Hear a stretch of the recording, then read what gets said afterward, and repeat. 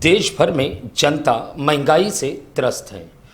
कहीं रसोई गैस के दाम बढ़ रहे हैं तो कहीं घरेलू सामानों के जो बाज़ार लेते हैं रोज़ाना लोग, उसके दाम बढ़ रहे हैं।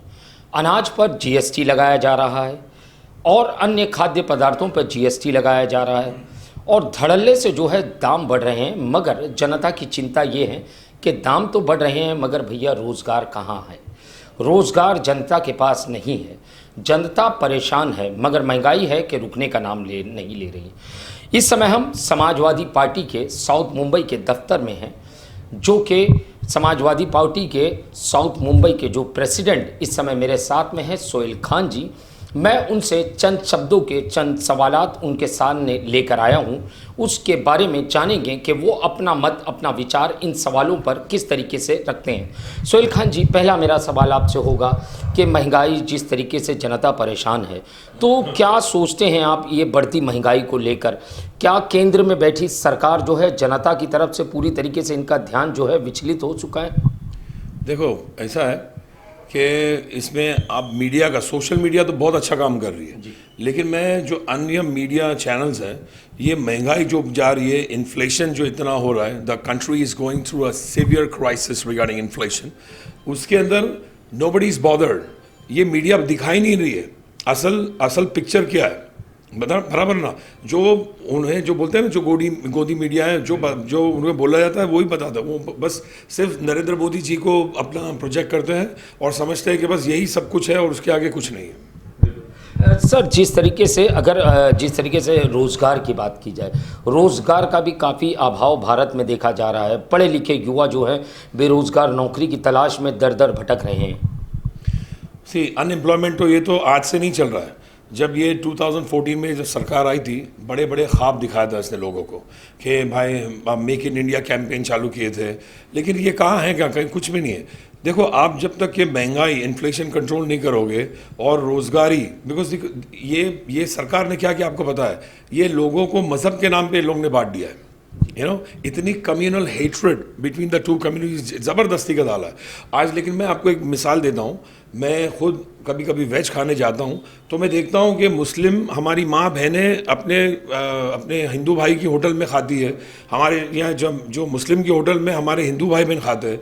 तो लोगों में ऐसा कुछ नहीं है, बस ये सरकार का ये है कि बस ये करो। और ओरिजिनल जो बेरोज़गारी है, बिकॉज ये पूरा बिजनेस जो डिसइन्वेस्टमेंट इन लोगों ने किया है, बड़ी बड़ी कंपनियाँ उन्होंने बेच दी है और देश के सिर्फ दो आदमी ही पैसा बना रहे, mister Ambani and mister Adani, और बाकी के हर लोगों से बोलते हैं ना, jobs and everything is in gone out of the people.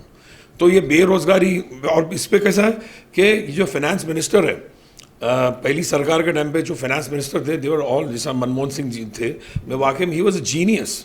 आज बताओ, ये सरकार का, जो बीजेपी सरकार का फाइनेंस मिनिस्टर क्या है, what qualification do they have? इतने आपको एक और बात बता रहा हूँ, रघु राजन, ही वॉज अ जीनियस, जो अपने ये हमारी रिजर्व बैंक के ही वॉज अ चीफ, तो he was made to resign.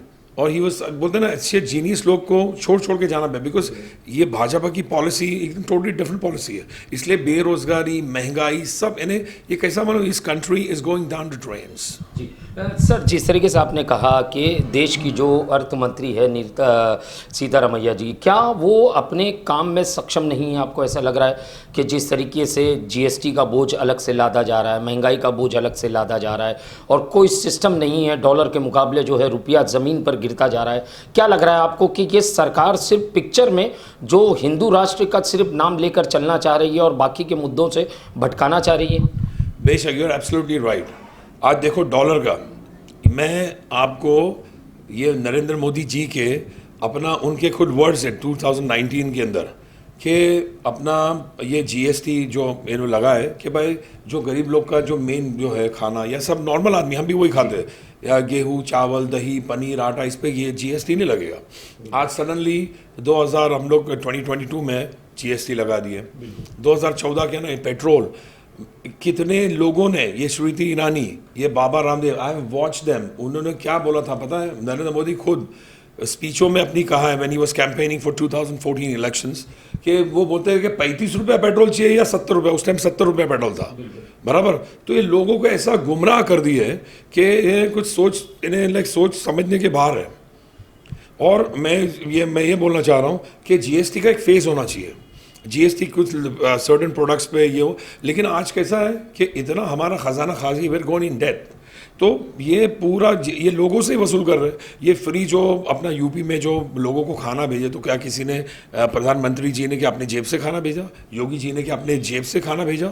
ये तो हमारे taxes, you and me we are paying taxes, ये टैक्सेस से ही वो लोगों के अंदर बांट रहे हैं। That it is our money, हमारा पैसा हम लोगों को ही दे रहे हैं और सरकार अपना नाम बना रही है। जी सर, अगर मैं बैंकों की बात करूं, कई सारे जो बैंक है, नेशनलाइज बैंक है, वो बैंक करप्ट होते जा रहे हैं। बड़े बड़े उद्योगपति बड़े पैमाने पर लोन उठाते हैं बैंकों से और देश से आसानी से फरार हो जाते हैं। उसके बाद में देश में रहने के बाद भी कुछ उद्योगपति ऐसे हैं जो कि बैंक करप्ट हो चुके हैं, मगर उन पे कानून की किसी तरीके की कोई गाज नहीं गिरती है। वहीं ईडी का अगर सही तरीके से इस्तेमाल अगर केंद्र गवर्नमेंट सरकार की तरफ से देखा जाए तो विरोधियों पे बड़े धड़ल्ले से होता है। क्या लगता है आपको, मंशा क्या है सरकार की? सी मंशा क्या ऐसा है कि these are like two faces of the government. जो बड़े बड़े उद्योगपति है ये तो हैंड इन ग्लोव है सरकार के साथ है। विजय माल्या देखो, नीरव मोदी देखो, कई हज़ारों करोड़ का उन्होंने घपला किया। एक मेहता ब्रदर्स करके, उनका तो मैं समझता हूँ नामो निशान, because I have friends in diamond trading industry, तो वो मुझे बताए थे एक मेहता ब्रदर्स है, उन्होंने तो 6,500 करोड़ दे आर आउट। इन्हें इतना बैंक से लोन लेके कोई नामो निशान नहीं, बिकॉज वो बात को दबा दी गई। और यहाँ जैसा हमारे मंत्री या जो भी मैं समझता हूँ कि जो अभी हुआ, जो ईडी की तरफ से जो हमारी एमवीए की सरकार जो गई, तो वो क्या हुआ, सबको ईडी का ही वो दिया गया, ईडी की नोटिस भेज के और अपना अपना काम कर लिए।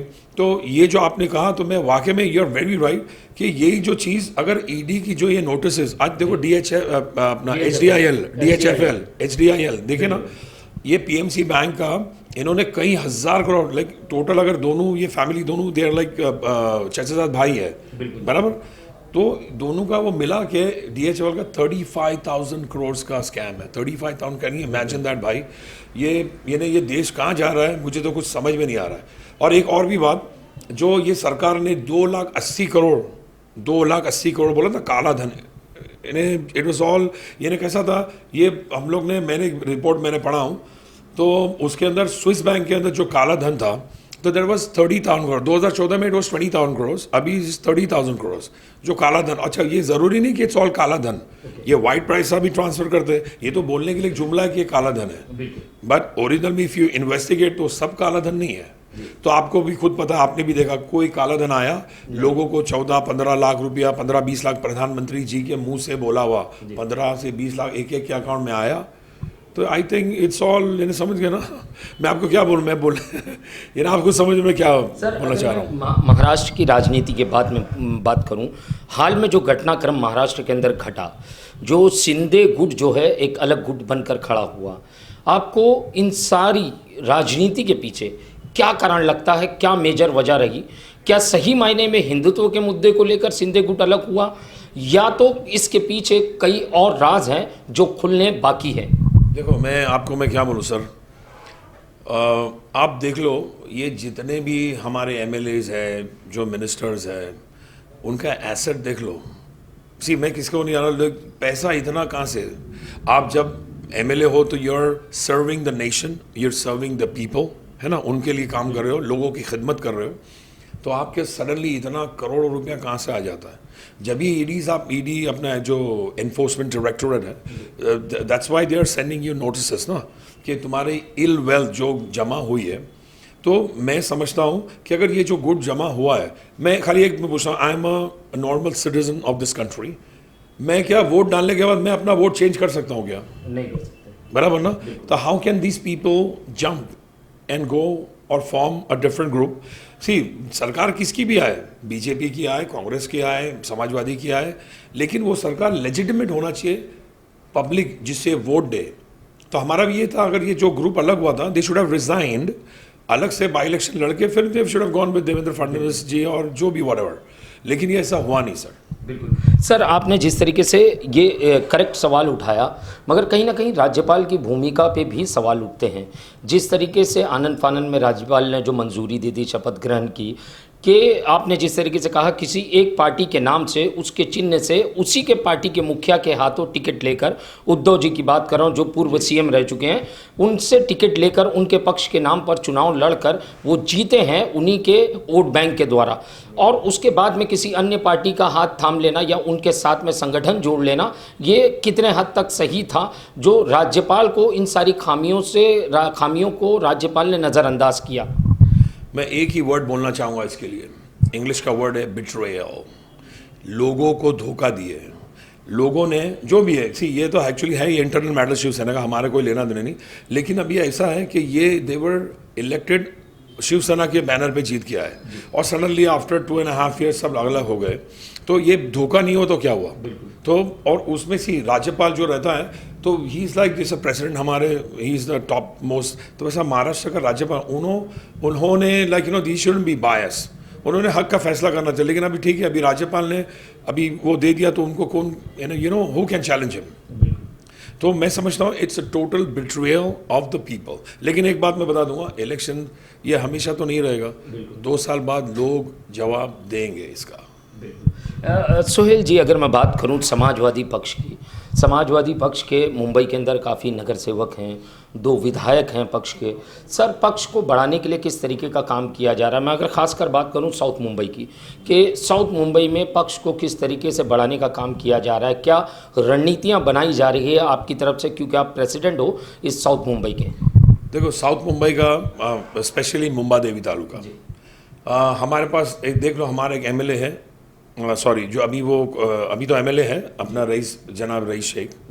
तो रईस भाई का जो काम है, आप लोग ने वो काम देखा है कि नागपाड़ा का क्या है, जो फंड्स उन्होंने लाए हैं, 200 करोड़ के फंड्स लाए, अपना डायलिसिस सेंटर्स, स्कूल्स। देखो, उमर रजब स्कूल एक मॉडल बना है। एक टाइम पे आपको पता होगा कि उमर रजब स्कूल में कोई जाता नहीं था, it was a defunct school.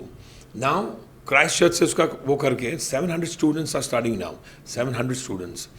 पत्थर वाली स्कूल अपना वो अभी चालू हो रही है, वो भी हमने अप्लाई किया है CBSE मॉडल लाने के लिए, बराबर। CBSE मॉडल, ICSE, ये सब जो हायर रिच पीपल लोग का वो है, लेकिन हम लोग चाहते हैं जो सेम एजुकेशन कॉमन आदमियों का भी सेम हो। तो और इसमें मुंबा देवी का, मैं coming to Mumba Devi right now, तो हम लोग ये देखेंगे कि मैं भी बचपन से यहाँ पैदा हूँ, और ये आज तक ये जो कॉर्पोरेटर ने कुछ बदला नहीं है। हमको यही समझ में आता है, कॉर्पोरेटर कहेगा हमें गटर साफ कर दो, कुछ डेवलपमेंट नहीं, नथिंग नहीं हो, कुछ नहीं, खाली बस गटर साफ करो, वो रोड बना दो, और त्योहार मसोबे टाइम पे रोड पे पानी मरवा दो। ये सब ये अब नहीं चलेगा, ये अब सब चेंज होना चाहिए। और मुंबा देवी तो मैं आपको क्या बताऊं कि इलीगल कंस्ट्रक्शन का हब है, आपको पता है। अब देखो कितना कंजेशन क्या है। हाँ, हमारे पास वो गेम प्लान है, हमारे जो यहाँ के आमदार है उन्होंने करना, जो वो असेंबली में तो उन्होंने बोला कि मैं ये करना, लेकिन कोई एक्शन नहीं हुआ अभी तक। हम तो वही देख रहे थे कि क्या है, आमदार साहब हमारे जो अगर बोले थे मैं इलीगल कंस्ट्रक्शन पे हम फुल एक्शन लेंगे, कुछ नहीं हुआ अभी तक। यू ऑल्सो नो कि क्या एक्शन हुआ, एक सब बिल्डिंग ऐसी की ऐसी हुआ है। But we have a game plan. हमारे आदरणीय नेता जनाब अबू आसिम आज़मी साहब और हमारा जो नेता है रईस शेख साहब, मैन विद द विजन उसको करते हैं। ये हम लोग बैठ के कोर्ट में, we have private architects and engineers, हम लोग उनकी एक टीम है हमारे पास। तो हम लोग ने ये उनसे वो कर रहे कि कैसा ये डीकंजेस्ट करें मुंबा देवी को, ताकि लोगों को एकदम आसानी हो। सी, एम्बुलेंस जाने के भाई अपना इतना प्रॉब्लम है, बिकॉज बाइक तो छोड़, यानी समझो किसी को suddenly somebody has an heart attack और स्ट्रोक, तो वो हाउ दैट पीपल वो एम्बुलेंस को कहाँ से लेके जाएगी? बिल्कुल। तो ये सब हम लोग सब आके हम भी चैलेंज, अगर हमारे हाथ में पावर आए, हमारे कॉर्पोरेटर्स आए और हमारा आगे MLA आया मुंबा देवी का, तो मैं चैलेंज देता हूँ कि मुंबा देवी का फेस बदली हो जाएगा, समाजवादी पार्टी उसे बदली कर देगी। बिल्कुल। सोहेल जी, जिस तरीके से आपने मुंबा देवी का जिक्र किया, अगर मुंबा देवी इलाके को ठीक से देखा जाए तो काफ़ी घनी आबादी भरी पड़ी है। यहाँ पे काफ़ी छोटे छोटे कमरे वाली बिल्डिंगें हैं और काफ़ी घनी आबादी है, कई ज़मानों से लोग रह रहे हैं, कई वर्षों से लोग रह रहे हैं। सर, यहाँ पे पार्किंग का काफ़ी बड़ा मसला दिखता है, क्योंकि बड़ा परिवार होता है, घर में 2 से 3 लोगों के पास गाड़ियाँ होती है, अगर कार नहीं अफोर्ड कर पाते हैं तो वो बाइक ज़रूर रखते हैं। तो परिवार के 2 से 3 लोगों के पास गाड़ियाँ होती हैं, मगर पार्किंग की जहाँ बात की जाए, पार्किंग का बड़ा तकलीफ़ यहाँ पे देखी जाती है इस इलाके में। तो सर, पार्किंग को लेके किस तरीके का रूट मैप आपने बना रखा है? हाँ, ये पार्किंग की प्रॉब्लम क्यों है ये आपको पता है? जी। अभी जैसा कितने स्ट्रक्चर्स यहाँ, बिकॉज आपको पता है यहाँ एक रूम तो यहाँ ज़्यादा से ज़्यादा 2 माला 3 माला की बिल्डिंग्स थी, उससे ज़्यादा नहीं, बराबर। अब यहाँ जो इलीगल जो कंस्ट्रक्शन करते हैं, उन्होंने वो 2 माले से 3 माले से सीधा उससे 10 माला 12 माला लेके गए, उसी बिल्डिंग के ऊपर लेके गए। आप देखो हादसे भी हुए, जो बीच में बिल्डिंग गिरी थी, बराबर, उसमें भी 2-4 लोग अपना डोंगरी में वो हुआ था। तो अब जब जितना कैपेसिटी बिल्डिंग में कोई पार्किंग का नहीं है, बिकॉज सी अगर इफ़ यू गो इनटू 33/7 तो उसके अंदर आपको पार्किंग की फैसिलिटीज़ ये वो प्रॉपर एकदम सब मिलेगा। लेकिन यहाँ जब इलीगल होगा वो तो खाली घर बेचेंगे, पार्किंग कहाँ से देंगे? अगर समझो जब 8 माला एक्स्ट्रा हो गया तो फैमिली भी एक्स्ट्रा आएगी, अब उनके पास बाइक या कार्स कुछ भी होगी तो वो कहाँ खड़े रखेंगे? लाजिम है हमारे घर के। तो दैट्स द फेलियर। ये हमारे यहाँ के मैं समझता हूँ आमदार का फेलियर है टू कंट्रोल यहाँ अपना इलीगल कंस्ट्रक्शन। तो दैट्स वाई ये प्रॉब्लम होता है और आगे भी होते रहेगा, unless and until it is क्या बोलते हैं टोटली क्लैम डाउन, ये चलते ही रहेगा। और बल्कि कैसा we will go from bad to worse. Sir, मैं अगर बात करूं महानगर पालिका के चुनाव की, अनकरीब ही महानगर पालिका का ओबीसी का जो है अनाउंस हो चुका है, जिस तरीके से सुप्रीम कोर्ट के ऑर्डर आ चुके हैं और जल्द से जल्द फैसला लेने के लिए भी कोर्ट ने ऑर्डर दिया हुआ है इलेक्शन कमीशन को। सर, तारीख अनाउंस हो जाती है तो कौन से ऐसे मुद्दे होंगे जिनको लेकर साउथ मुंबई के अंदर जो आप जो है कैंडिडेट उतारेंगे समाजवादी की तरफ से, और क्या ऐसी पब्लिक के लिए सुविधाएं समाजवादी के अगर कैंडिडेट जीत कर आते हैं उन्हें मिलेगी? सर, समाजवादी में फर्स्ट ऑफ ऑल हम लोग जो अपना उतरेंगे, first of all education, right to education everybody. यहाँ एजुकेशन का हम लोग पूरा फेस चेंज करना चाहते हैं। साउथ मुंबई के अंदर ऐसा है कि मैं समझता हूँ बिकॉज सी अपना मैं भी सेंट जोसेफ स्कूल से पढ़ा हूँ और मैं जय हिंद कॉलेज से पढ़ा हूँ। तो like you know I have seen lot of good schools in Breach Candy area, green lawns है, अपना विला टेरेसा है, सेंट मेरीज है। तो ऑन दैट पार हमारे ये जो हमारा जो इलाका है यहाँ ऐसी स्कूल्स नहीं है। वैसा रईस भाई भी जो वहाँ के हमारे जो है वैसा स्कूल्स 2-3 स्टार्ट हुई है, तो वो सेम मॉडल हम लोग यहाँ इम्प्लीमेंट करेंगे। We have lot of people who are willing to work, यानी अपने बच्चों के लिए, हमारे फ्यूचर जनरेशन जो हमारे यंग जनरेशन है उसके लिए हम लोग एजुकेशन तो अपना फर्स्ट वो रहेगा। Secondly we going to clamp down illegal constructions. यहाँ जो भी अपना इलीगल है विल फुल फोर्स, बिकॉज अगर वो इलीगल कंस्ट्रक्शन होगा तो वो होगा। तो ये सब पार्किंग का मसला जैसा आपने खुद बताया, और जो भी प्लानिंग है, जो गवर्नमेंट की इतनी अच्छी स्कीम है 33/7 की, वो लोगों को लेके एक क्लस्टर डेवलपमेंट का भी प्लान कर सकते हैं। आज जैसा SBUD में हो तो बस टू बिग, लेकिन एक छोटे इलाके एक एकड़ पे भी तो आप यानी समझो, आपको तो पता है हमारे यहाँ 300-400 मीटर की बिल्डिंग रहती है। अगर एक ये समझो 5-6 बिल्डिंग भी कर दे तो एक अच्छा प्लॉट एरिया 2000 मीटर का भी हो गया, तो आपको अच्छा लेआउट, पार्किंग फैसिलिटी, एवरीथिंग सब मिलेगा। बिल्कुल सर, जैसे कि आपने कहा कि अच्छा माहौल जो है जनता को मुहैया आप करवाना चाहते हैं। सर, इससे पहले यहाँ पे काफ़ी सारे नगर सेवक रहे, तो उन्हें इन सारी चीज़ों के बारे में क्यों ख्याल नहीं आया? क्यों जनता की तकलीफ़ें उन्हें नज़र नहीं आई? क्योंकि वो यहीं से चुन के आए, इसी गलियों में उन्होंने इलेक्शन कैंपेन किया, इसी गलियों की तकलीफ़ों को उन्होंने अपनी नज़रों से देखा, मगर क्यों जीतने के बाद में उन्होंने इन सारी चीज़ों को नज़रअंदाज किया? देखो, आई थिंक मैंने है ना, I have like travel lot of places in the world. मैंने बहुत सी I have seen Europe, US, ये वो, तो वहाँ मैंने देखा हूँ लोगों की लाइफ की अपग्रेड है, अपग्रेडेशन है। यहाँ हमारे पास क्या है, और जो हमारे नगर सेवक है, आपको काम करने की जो अगर जो चुन के आता है ना, उसको लोगों की खिदमत करने के लिए एबिलिटी चाहिए।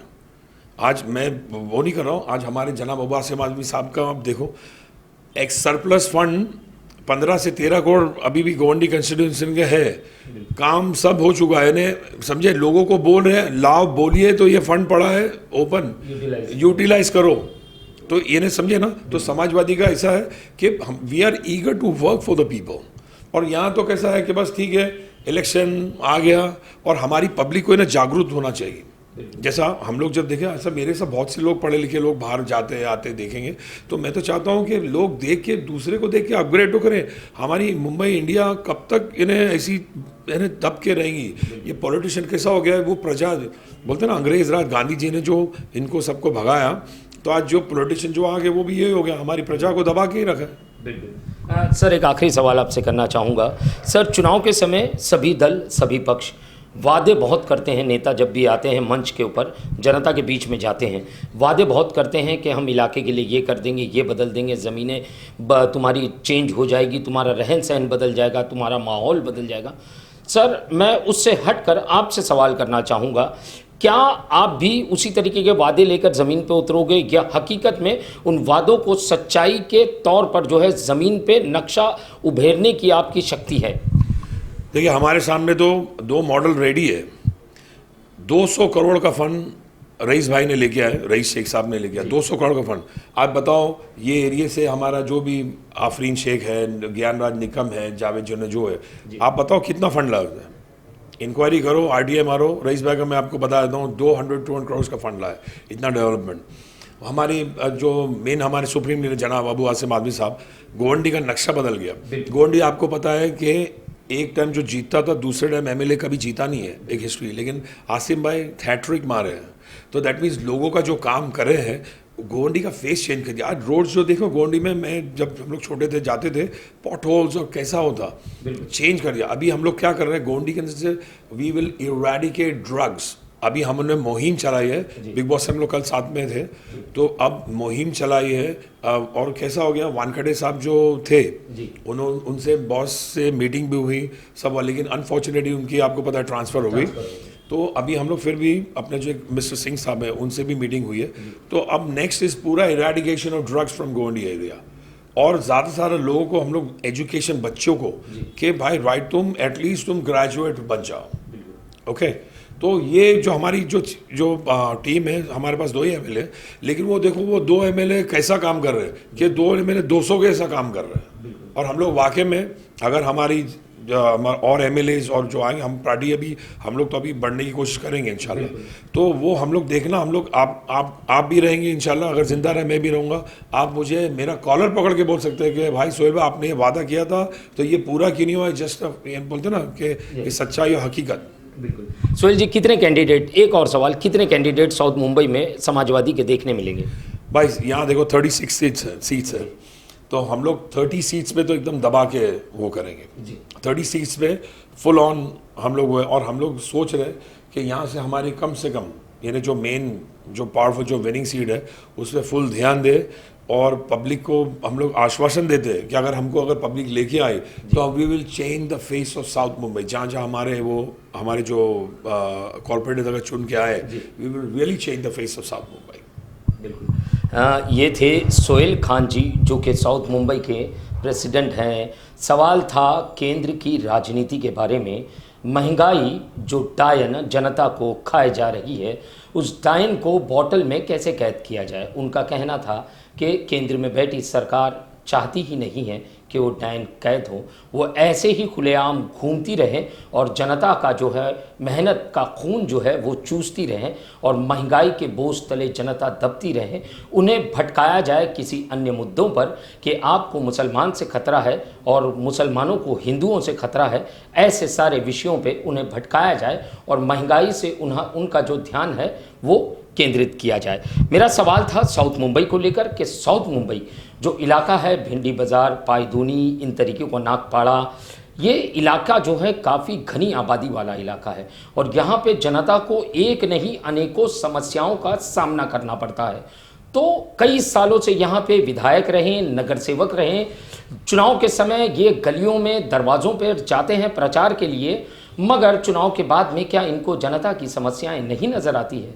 तो उनका साफ कहना था कि वो सिर्फ गटर, नाले और रास्तों पे जो है पानी की बौछार करना त्योहारों के समय वहीं तक सीमित रह जाते हैं।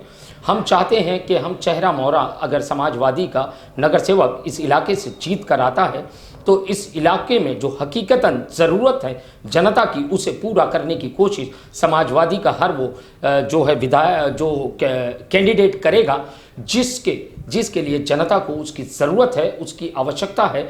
जैसे उन्होंने कहा शिक्षा है और अन्य सारी सुविधाएं हैं जो जनता को मिलनी चाहिए, उनका हक है, वो उन तक पहुंचाने की पूरी कोशिश करेंगे। और अगर हक नहीं मिलता है तो आप जनता को पूरा अधिकार दिया गया है कि समाजवादी के एक एक कैंडिडेट का कॉलर पकड़ कर आप उससे सवाल कर सकते हो कि चुनाव के समय किए गए वादों पे क्या आप खरे उतरे हो।